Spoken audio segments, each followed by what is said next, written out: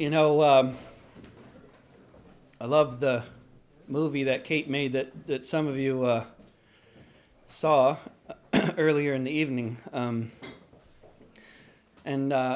there's, I was driving around somewhere in Europe and listening to BBC, and they were interviewing, it was a program called Witness, and they were interviewing an elderly Danish man, and he was talking about, he was a Jew, and he was talking about how he survived World War II. And in 1943, when the order came down from the Nazis that all the Jews of Denmark were to be sent to concentration camps, a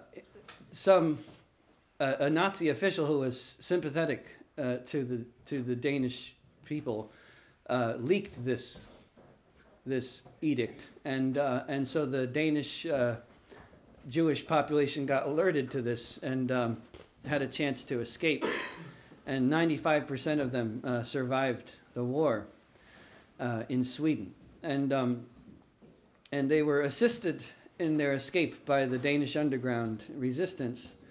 But you know, you picture resistance. You know, it's a complicated phenomenon. You picture heroic, selfless people, helping these folks get out of the country. In reality, there were some of those. There were a whole bunch of those people like that.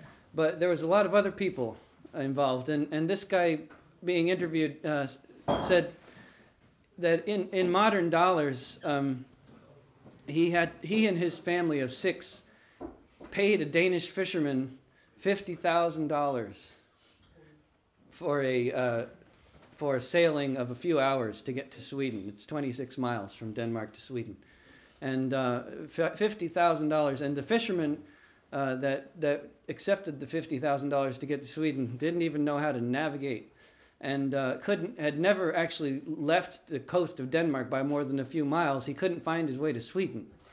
And they got partway out into the sea, and he couldn't read the stars or anything, and he got turned around, and they ended up back in Denmark. And then the next day they figured out their mistake, and they set off again, and that time they made it to Sweden. And the Swedish government had made an announcement that all the Jews who could get to Sweden would be given safe haven in Sweden, and then, of course, that's also gone down in history as like, oh, the great, neutral, wonderful country of Sweden who wants to protect the oppressed and all that. Of course, what I also learned recently was that a very well-known Danish physicist named Niels Bohr,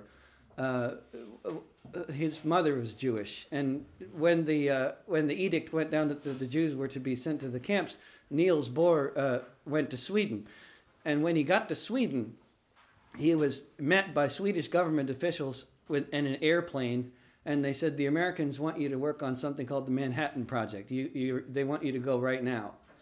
And he said, I'm not leaving Europe until the Swedish government makes an announcement on the radio saying that all Jews who want to come to Sweden will be given safe haven. And the announcement was made the next day, and the day after that he went to the U.S.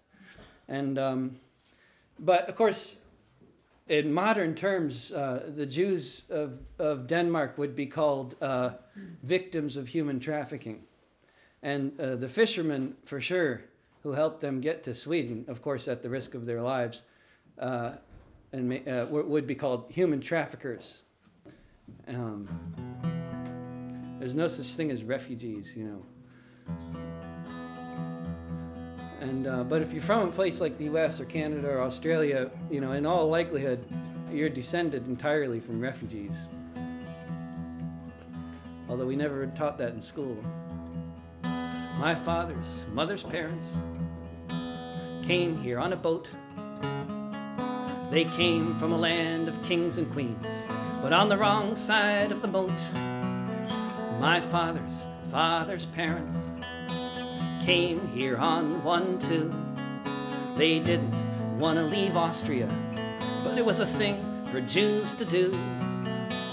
I don't know your story, but I'll bet it's more or less the same. what kind of war or famine was on when your family came before their ship arrived.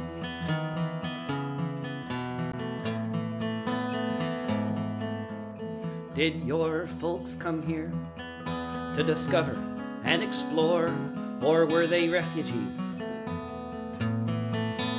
running from the war? Did they cross the freezing mountains to make it to the sea, all the while wishing that they never had to flee?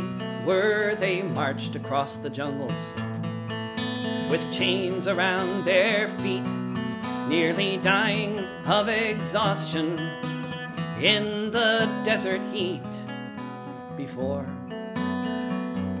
their ship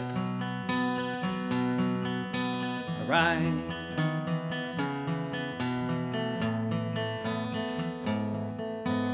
Did they make a life here, or were they kidnapped and detained, held for years in limbo as their optimism waned? Were they turned down for asylum and told they shouldn't lie, then sent off to be tortured, sent back home to die? Did they get to move here, create their lives anew, or are they held on Christmas Island, asking what on earth they can do before their ship arrived?